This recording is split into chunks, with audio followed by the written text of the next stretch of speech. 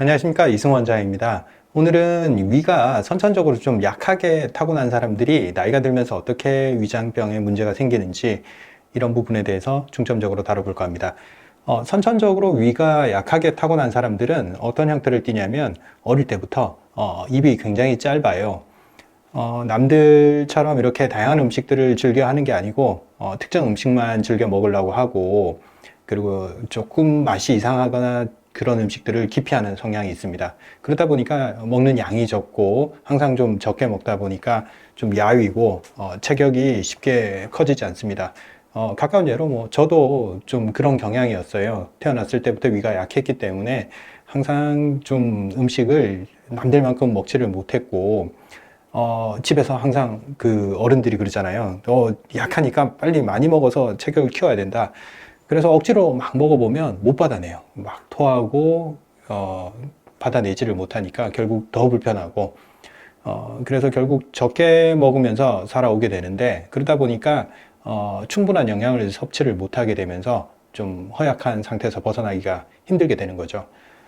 결국 몸이 허약한 사람들이 위기능이 회복이 돼야지만이 잘 먹고 허약한 상태에서 벗어날 수 있는 것입니다. 여러분도 잘 아시는 태계 이황 선생님도 굉장히 허약하게 태어났습니다. 그래서 스스로 약방을 많이 찾아서 약을 지어 드시기도 하고 건강에 대한 어떤 내용들을 저술한 책이 있습니다. 그 활인신방이라는 책인데, 이 책에 8가지 보양식을 소개를 하고 있어요. 본인이 드셔보시고 좋았던 음식에 대해서 소개를 하고 있는데, 이 중에 3가지, 같은 음식이 3번 등장을 합니다. 8가지 중에. 무슨 음식이길래 8가지 자기가 효험을 본 음식 중에 3번이나 같은 게 등장할까요? 이 음식을 가지고 죽도 써 드시고 면도 만들어 먹고 술을 담궈서 드시기도 하셨어요.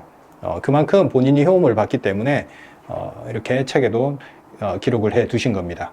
이 음식이 무엇인지 허약한 사람들한테 아주 도움이 많이 되는 음식입니다. 이건 이따가 제가 알려드리도록 하겠습니다. 아까도 말씀드렸듯이 위가 허약하게 타고난 사람들은 이 체격이 붙지를 않습니다. 살이 잘 찌지를 않죠.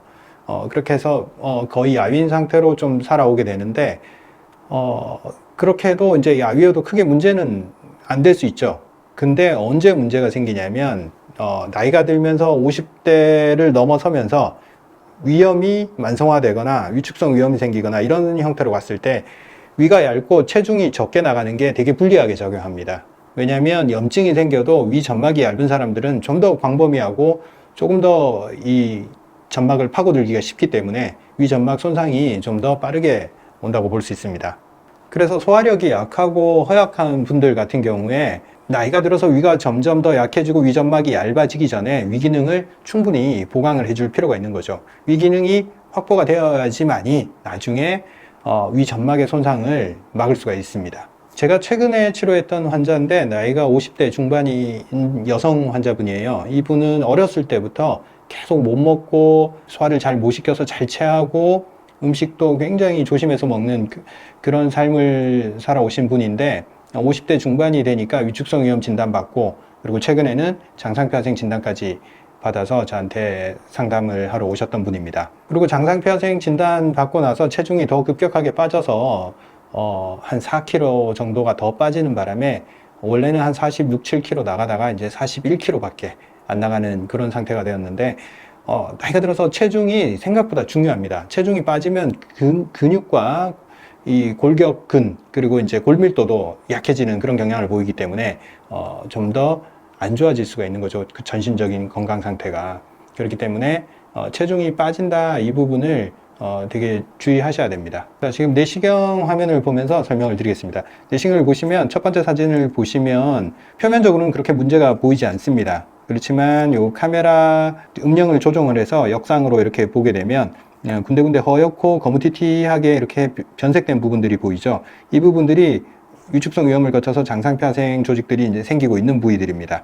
아무래도 이분은 저체중 상태이고 소화력도 떨어지고 위점막이 얇은 부분이기 때문에 어떤 융기되고 이렇게 불룩 솟아오르는 그런 형태가 아니라 위점막이 극도로 얇아지는 형태로 가면서 변형이 생기는 이런 형태를 보입니다.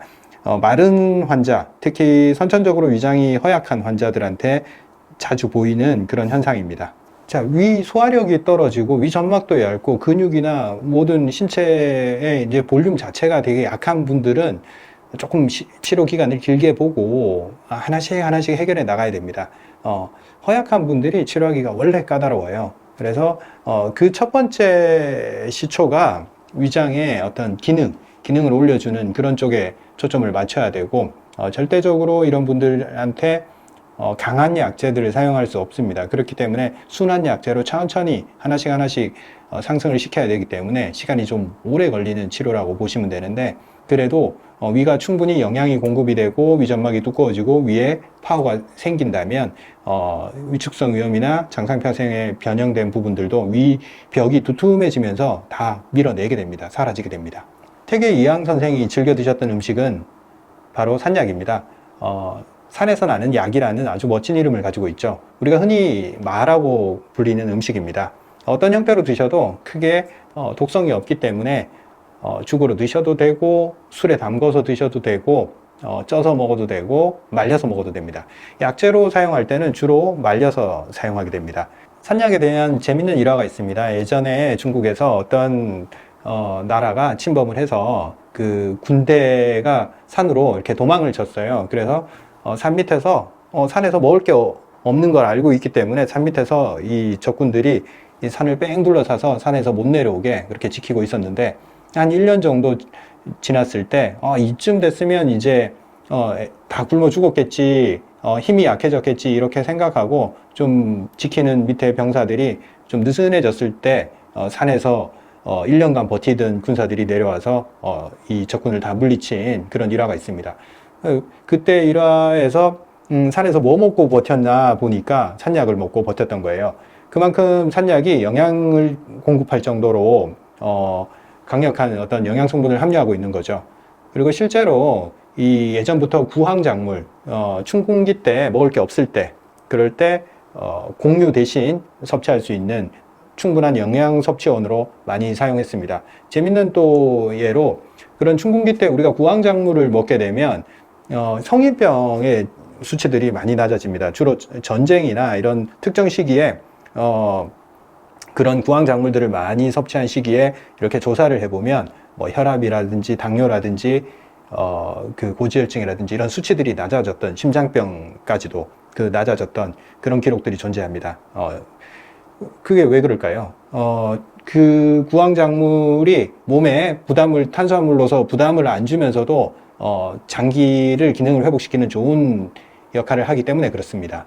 그리고 산약에는 근육의 힘을 강력하게 회복시켜주는 아르기닌, 그리고 혈당이나 혈압 강화 작용이 있는 콜린, 그리고 뮤신, 그리고 무신은 끈적끈적한 이게 점액질이어서 우리 몸의 진액을 보충해주는 아주 도움을 주는 그런 성분들이 많이 포함이 되어 있고, 그리고 이제 소화제 성분까지도 포함이 되어 있습니다. 그리고 산약은 우리가 약성으로 인해서 뭐 소화기뿐만 아니라 폐라든지 심장이라든지 혈관이라든지 굉장히 다양한 방면에 이 만성 허약성 체질에 도움을 많이 주는 그런 효과가 있습니다. 그래서 뭐 이게 정액이 샌다든가 쉽게 피로해진다든가 불면이 있다든가 굉장히 다양한 방면에 쓰일 수 있습니다. 근데 생각보다 얘가 부작용이 별로 없어요. 어떤 형태로 먹어도 크게 부작용이 없기 때문에 드시는 형태는 크게 제약이 없습니다. 생으로 드셔도 괜찮고, 그리고 아까 약재처럼 말려서 가루 내서 드셔도 되고, 그 말린 걸 물에 끓여서 드셔도 되고, 뭐 익히면 영양이 파괴된다 하는데 괜찮아요. 죽으로 끓여 먹어도 충분히 좀 파괴되더라도 남아있는 좋은 성분들이 많기 때문에 괜찮습니다. 그렇게 드셔도. 약간 생으로 드셨을 때 설사하거나 배가 아프다는 사람들이 있어요. 산약을 먹어도. 그런 분들은 걱정하지 마시고 익혀서 드세요. 익혀서 충분히 많은 양을 먹는 게 더 좋을 수 있어요. 생으로는 먹는데 한계가 있기 때문에 익혀서 죽으로 쏘서 드시면 좀 많이 드실 수 있기 때문에 그렇게 드시는 것도 추천드립니다. 그리고 이걸 꾸준히 드시겠다 하시는 분들은 말린 건제 기준으로 하루에 한 5g 정도 이렇게 말린 거를 직접 가루를 직접 먹겠다 하시는 경우에 하루에 5g 정도로 시작을 하시는 게 좋고, 여기서 조금씩 더 올려도 괜찮습니다. 그리고 끓여 먹는다 할 때, 말린 약재를 차처럼 이렇게 우려내서 먹는다 할 때는 한 번에 하루에 10g 정도 시작을 하셔도 괜찮습니다. 아무 이상이 없다 판단이 될 때 조금씩 더 양을 늘려가면서 적응을 시켜서 드시면 되는데, 그렇다고 해서 뭐 하루에 뭐 30g씩 이렇게 드실 필요는 없고 맥시멈 한 20g 정도 드시면 충분히 약효를 효과를 보실 수 있습니다. 오늘은 제가 마에 대해서 짧게 말씀을 드렸는데 마를 단독으로 먹는 것도 아주 좋습니다. 그런데 몇 가지 약재를 조합을 하면 굉장히 좋은 효과를 또 나타냅니다. 다음 시간에는 마와 또 어떤 좋은 조합을 이루는 약재가 있는지 또 말씀드릴 테니까 좋아요, 구독 눌러주시면 새로 뜨는 영상을 확인하실 수 있을 것입니다. 감사합니다.